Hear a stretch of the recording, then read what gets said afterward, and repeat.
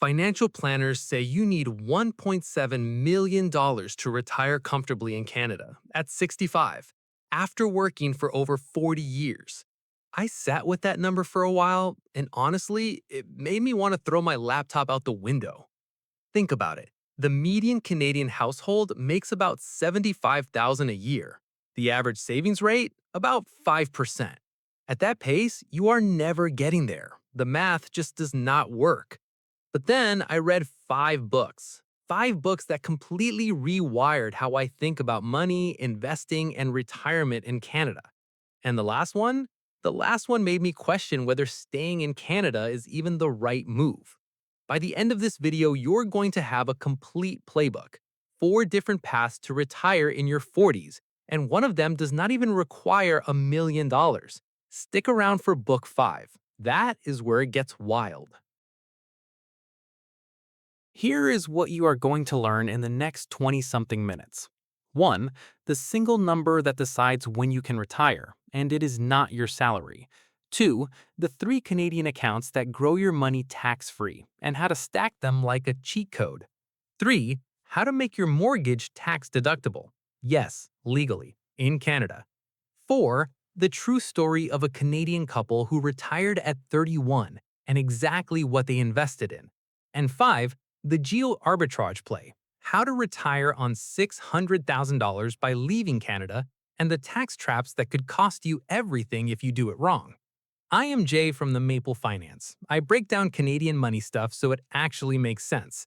No jargon, no fluff. Just strategies that work north of the border. Quick thing, this is not financial advice. Always do your own research. Cool? Cool. Oh, and Book 3 has a strategy that your bank definitely does not want you to know about. More on that in a few minutes. Book 1, Your Money or Your Life by Vicki Robin and Joe Dominguez, published in 1992. Over 1 million copies sold. This is the book that started the entire FIRE movement. The single most powerful idea in this book is something called the crossover point. Picture 2 lines on a graph. One is your monthly expenses, basically flat. The other is your investment income, slowly curving upward. The moment that second line crosses above the first, that is retirement. Not an age, not a number your financial planner gave you, a math equation. Right there, that crossing point. That is the moment you never have to work again. Your money is making more than you spend. You are free. And here's the part most people get wrong. The most important variable in that equation is not how much you make. It is how much you keep, your savings rate. That one number controls everything. At a 10% savings rate, you are working for roughly 51 years before you can retire. At 50%, that drops to about 17 years. At 70%, you're looking at 8.5 years. Same salary, completely different life. I know what you're thinking. 70% in Canada with these grocery prices? I hear you. But before you close this video, let me show you how the next 4 books make that number way more realistic than you think. And here is what makes this especially interesting for Canadians. We have 3 registered accounts, the TFSA, the RRSP, and the FHSA. They let your money grow completely tax-sheltered. Americans do not have a TFSA equivalent. That is a massive advantage that most Canadians are wasting. Book 2, The Simple Path to Wealth by J.L. Collins. This is the investing Bible of the FIRE movement. Fun fact, the foreword was written by Mr. Money Mustache, a Canadian, born right here, Peter Adeney, one of ours. Collins has one main thesis. Buy VTSAX, which is Vanguard's total U.S. stock market index fund. Hold it forever. Do not panic. Great advice. One problem. VTSAX is not available in Canada. So what do we buy instead? Here are your Canadian equivalents. XEQT from iShares, a global all-equity ETF that covers Canada, the US, international and emerging markets. VEQT from Vanguard. Same idea, slightly different allocation. And VFV if you want pure S&P 500 exposure. Pick one, set up automatic contributions, do not look at it every day. That is literally the strategy.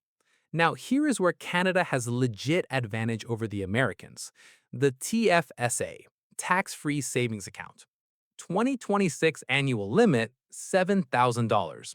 And if you have been eligible since 2009 and never contributed, your total room right now is $109,000. Everything inside grows tax-free. You pull it out tax-free, it does not affect your OAS, your GIS, or any government benefits. Nothing. This is your early retirement bridge account. Between 40 and 65, you pull from your TFSA. No taxes, no clawbacks, no questions asked. Americans do not have anything like this. This is our secret weapon. If you are 18 and watching this, open a TFSA tomorrow. Even if you put in $100, your future self will buy you a Tim Hortons coffee and say, thank you. Next up, the RRSP. 2026 limit is $33,810, or 18% of your prior year income, whichever is less. Contributions are tax deductible, so every dollar you put in here reduces your taxable income right now. And here is the early retirement play. You contribute during your high income years when you're taxed at 40%. You withdraw during your low income years after you quit when you're taxed at maybe 15%. That gap, that is free money. And if you have a partner, the spousal RRSP is a cheat code. You contribute to your spouse's RRSP, you claim the deduction on your taxes, and in retirement, your spouse withdraws it at their lower tax rate. You just split your income across two people and saved thousands. And the newest one, the FHSA, First Home Savings Account, $8,000 a year, $40,000 lifetime max. Here is what makes it wild. Contributions are tax deductible like an RRSP, but withdrawals for a qualifying home are tax-free like a TFSA. It is literally both combined. And here's the move most people miss. If you never end up buying a home, you can transfer the entire balance into your RRSP. No tax hit. And it does not use up your RRSP room. So here's your stack. Priority 1. Max your TFSA, $7,000 a year, your tax-free bridge. Priority 2. Max your RRSP if your income is above $60,000, your tax deduction weapon. Priority 3. Max your FHSA if you're eligible, your hybrid superpower. And anything left over goes into a non-registered account. Hold XEQT or VEQT there for the capital gains treatment. Book 3. Rich Dad, Poor Dad by Robert Kiyosaki. You have probably heard of this one. His core idea is simple. Rich people buy assets, things that put money in your pocket. Poor people buy liabilities, things that take money out. And then he says something that makes half of Canada lose their minds. He says your home is a liability, not an asset. Now, I know that just made half of you angry. I can feel the comments being piped right now. But hear me out, because there is a Canadian strategy that turns your home into both. It is called the Smith Manoeuvre, and this is a strategy I teased a few minutes ago.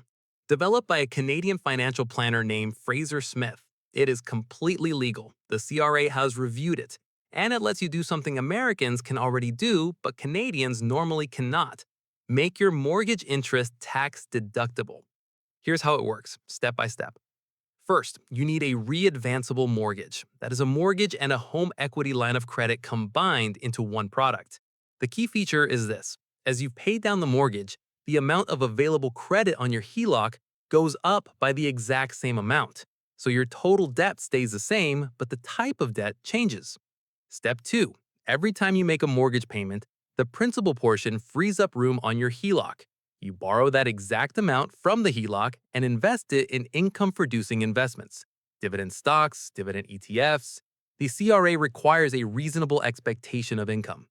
Step 3. Because you borrowed money to invest, the interest on that HELOC is now tax deductible. You file your taxes, you get a refund, and you use that refund to make an extra mortgage payment, which frees up more HELOC room, which you invest again. And you repeat that cycle until your mortgage is completely paid off. At the end, here is what you have. You started with a $500,000 mortgage and zero investments. You end with zero mortgage and $1 million plus investment portfolio. And the interest on your HELOC tax deductible the entire time. If your marginal tax rate is 40%, a 6% HELOC rate effectively costs you 3.6% after the tax write off. Now, look, I'm not going to pretend this is risk free. It is not. This is leveraged investing. If markets crash and you lose your job at the same time, you are exposed. HELOC rates are variable and they can spike. And the CRA requires strict tracing. You cannot mix personal spending and investment funds in the same HELOC. Separate accounts, always.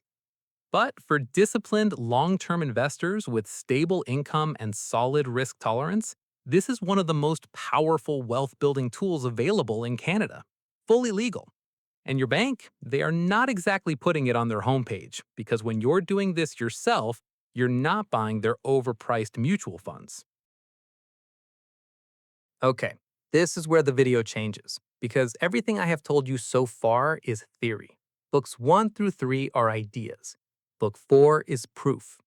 Quit Like a Millionaire by Christy Shen and Bryce Leong. Christy grew up in rural China. Her family survived on 44 cents a day. Let me say that again, 44 cents a day. Eventually, her family immigrated to Canada. She and Bryce both studied engineering in Canada. They did not start a business, they did not inherit money, they did not get lucky with crypto. They saved aggressively, invested in low-cost index funds, and retired at 31 with a seven-figure portfolio. 31 in Canada on engineering salaries. No trust fund, no real estate empire, just math. What did they actually invest in? Two broad-based equity ETFs, one Canadian, one global, plus a fixed income component. And they use what Christie calls the yield shield. In early retirement, you weight your portfolio toward higher yielding dividend investments. That way, your living expenses are covered by dividends alone. You never have to sell shares when markets are down. That protects you from the single biggest risk early retirees face: sequence of returns risk. And this is a good place to talk about the different flavors of FIRE. Lean FIRE is the minimalist path. Low expenses, smaller portfolio, about $750,000 to $1 million. Fat FIRE is maintaining your current lifestyle. You need $2 to $3 million for that. Coast FIRE is my personal favorite. You invest hard early on, then stop contributing and let compound growth do the work. You still work, but only to cover today's bills. No more saving required. And Barista FIRE, you are semi-retired with part-time work covering the gap. And here is what is cool about the Canadian version of Barista FIRE. You do not need to work at Starbucks for the health insurance. You already got provincial health care. So you can literally work part-time at whatever brings you joy. A bookstore, a ski hill, your cousin's landscaping company, whatever. But here's what Christy and Bryce did after they retired that really got my attention. They did not stay in Toronto. They did not buy a cottage in Muskoka. They left Canada, and they discovered something that changed the retirement math completely. Which brings me to the most controversial book on this list. Book 5, The 4-Hour Work Week by Tim Ferriss. Now, this book is famous for a lot of reasons, but there was one concept that the entire FIRE community latched onto: geo-arbitrage. Earn in a strong currency, spend in a weak one. Your purchasing power multiplies overnight. Here is the math that changed my mind. To retire at 40 in Toronto with a comfortable lifestyle, let us say $70,000 a year in expenses, you need about $1.75 million using the 4% rule. But what if you moved to Portugal? Your expenses drop to maybe $30,000 a year. Now you only need $750,000. That is not just a different number, that is a different lifetime of saving. So where are Canadians actually going? Portugal is the most popular right now. The D7 passive income visa, excellent public health care, warm climate, huge expat community. Lisbon and Porto. A couple can live comfortably on 2,500 to 3,500 Canadian a month. Mexico for proximity and no visa hassles, Thailand for incredibly low costs. A couple can live well on 1,500 to 2,000 a month. Colombia, Medellin specifically for the digital nomad community, and Malaysia for English speakers who want modern infrastructure at a fraction of the cost. And if leaving Canada feels too extreme, that is totally fair. But consider this: moving from Toronto or Vancouver to New Brunswick, Nova Scotia, or rural Quebec can cut your housing costs by 50 to 60%. Same country, same healthcare, same Tim Hortons on every corner. But here's where it gets tricky, and this is the part most people do not know. When you stop being a Canadian tax resident, the CRA treats you like you sold everything: every stock, every ETF, every non registered investment at fair market value on the day you leave, even though you didn't actually sell anything. It's called a deemed disposition, and if your investments have grown, you owe capital gains tax on the entire unrealized gain right then. Now, here's the critical detail: your RRSP and your TFSA are exempt from departure tax. The CRA cannot touch them on the way out.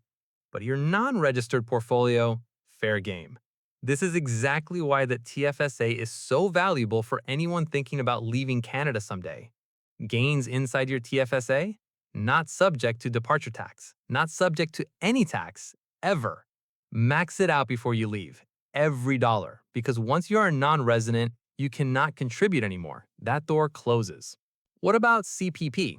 Good news, CPP is portable. You can collect it anywhere in the world. But if you retire at 40, you have only contributed for maybe 15 to 18 years instead of the full 40. Your pension is going to be significantly smaller. Do not count on CPP as a major income source if you are retiring early. Think of it as a bonus that kicks in later, not the foundation of your plan. And then there's OAS, Old Age Security. If you live in Canada, you only need 10 years of residency after age 18 to qualify.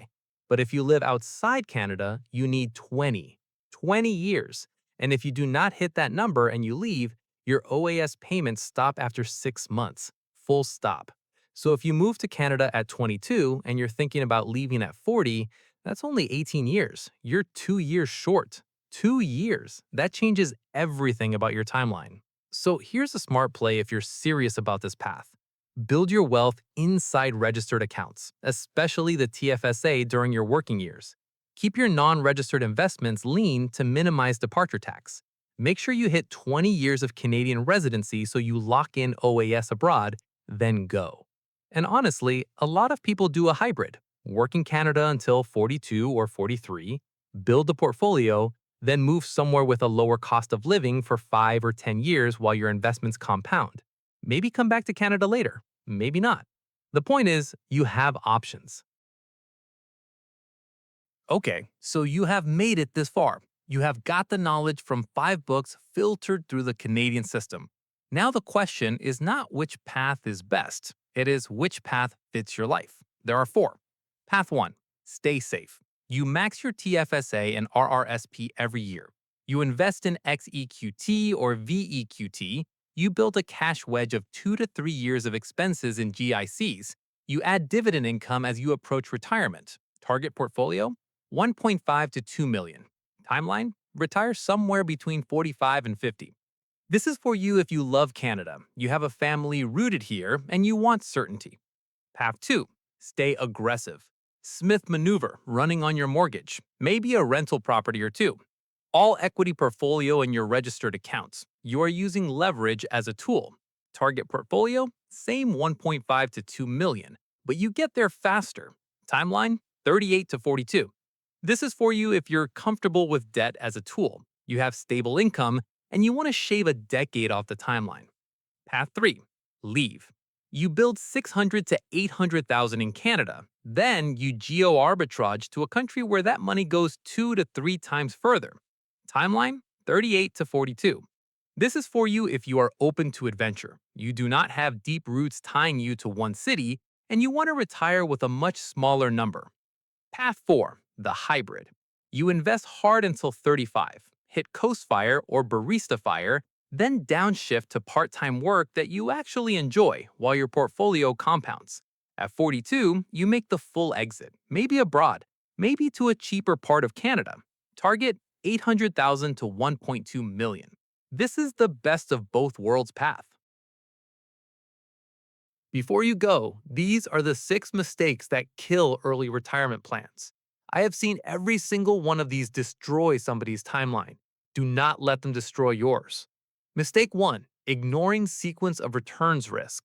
If you retire into a market crash and you start selling investments while they are down 30%, you are locking in losses and shrinking your compounding base permanently. The fix is the cash wedge. Keep 2 to 3 years of living expenses in GICs or a high interest savings account. If markets crash, you live off the wedge and let your investments recover. You never sell in a downturn. This is the single most important risk management tool for early retirees. Mistake 2: forgetting the CPP penalty. CPP is based on your contributory period. If you stop working at 40, you have about 18 years of contributions instead of 40. Your pension will be way smaller than you expected. It is still worth claiming, but do not build your whole retirement plan around CPP income. Mistake 3: getting blindsided by departure tax. People build a $500,000 non-registered portfolio, decide to leave Canada at 42, and suddenly owe capital gains on every penny of unrealized gain. It can be tens of thousands of dollars. Plan ahead. Build inside your TFSA first. Minimize non-registered holdings, or time your departure to a low-income year.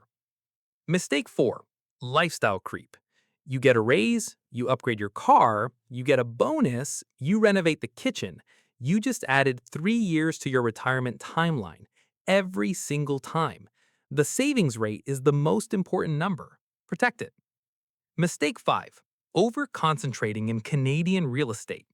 I love the Smith Maneuver, but if your home, your rental properties, and your leveraged investments are all tied to one housing market, you are not diversified. You are just betting on one country. Spread it out. Mistake 6, and this one ties it all together: not having a plan. Just saving money is not a plan. Knowing your fire number, knowing which accounts to fill first, knowing when to leave and when to stay, that is a plan. And now you have one. So here's my question for you. Which path are you taking? Stay safe, stay aggressive, leave, or hybrid? Drop it in the comments and drop your province. I read every single one. If enough of you are from the same province, I will do a province-specific breakdown in a future video. Also, which of these 5 books do you want me to do a full deep dive video on? Put the number in the comments, 1 through 5. If this video helped you see retirement differently, hit subscribe. I put out new videos every week breaking down Canadian money strategies that actually work. And remember, this is not financial advice. Do your own research, but do the research. Do not just keep scrolling. This is Jay from the Maple Finance. I will see you in the next one.